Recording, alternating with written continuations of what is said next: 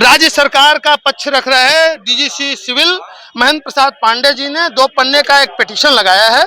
उस पिटीशन की कॉपी हमारे पास है। उस पिटीशन का लबो-लुआब ये है कि ऑनरेबल कोर्ट को उन्होंने बताया पहले पैरे में कि आपके आदेशानुसार 14 से 16 तक हम लोगों ने 3 दिन वहां पे कमीशन कार्रवाई करी। 17 तारीख जो कल के आदेश से वहां पे 78 का जो एप्लीकेशन थी वादी मुकदमा की, उसके चलते वहां पे आपने पूरा जो जहां पे शिवलिंग मिला है उसको सील करने का आदेश दिया। तो सरकार ने आपके आदेश पे त्वरित कार्रवाई करते हुए थोड़ा स्पीकिंग बोला है। कहां कहां सील किया है? 9 जालीदार दरवाजों का ताला बंद कर कोषागार में चाबी जमा कर दी गई है। परंतु 3 बिंदु महत्वपूर्ण है। उन्होंने 3 बिंदुओं पे ऑनरेबल कोर्ट का इस पिटीशन के माध्यम से ध्यान आकृष्ट कराया है।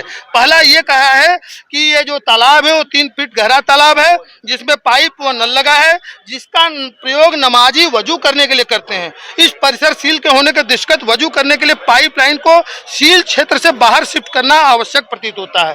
पहला जो उनका कहना है कि जो परिसर सील हो गया उसमें पाइपलाइन थी जहां से वजू करते थे नमाजी, तो उस पर जो पाइपलाइन है उसको सील क्षेत्र से बाहर करना जरूरी समझ में आ रहा है इनको। फिर सील किए परिसर में कुछ शौचालय हैं जिनका प्रयोग नमाजी करते थे, इनकी कोई अन्य एंट्री नहीं है। तो दूसरा भी मानवीय सवाल उन्होंने उठाया है कि सील हो जाने से वहां जो शौचालय था वहां तक नमाजी पहुंच नहीं पा रहे हैं। तीसरा एक और मानवीय पहलू उन्होंने लिखा है कि मानव निर्मित तालाब में पानी भरा हुआ है जिसमें कुछ मछलियां हैं। परिसर के सील बंद होने की दिशा में मछलियां भी बंद हो गई हैं उनके जीवन को।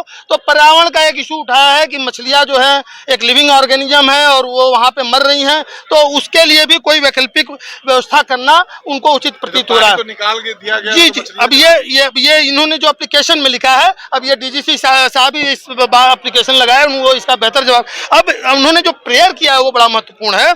उन्होंने ये प्रेयर किया है कि उपरोक्त तीनों बिंदुओं पर कोर्ट कमिश्नर को नामित करके उनके माध्यम से इसकी रिपोर्ट प्राप्त कर यथोचित आदेश निर्देश जारी करने की कृपा करें।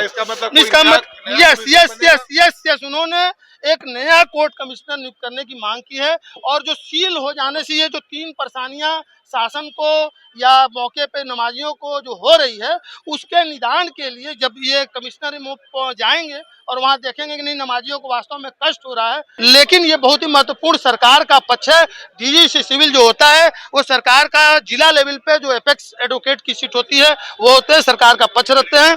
जिस प्रकार से केंद्र में अटॉर्नी जनरल पक्ष रखते हैं, सबसे एपेक्स सीट होती है, राज्य में एडवोकेट जनरल होते हैं, उसे जिले में डीजीसी सिविल जो होता है वो सबसे बड़ा पोस्ट होता है।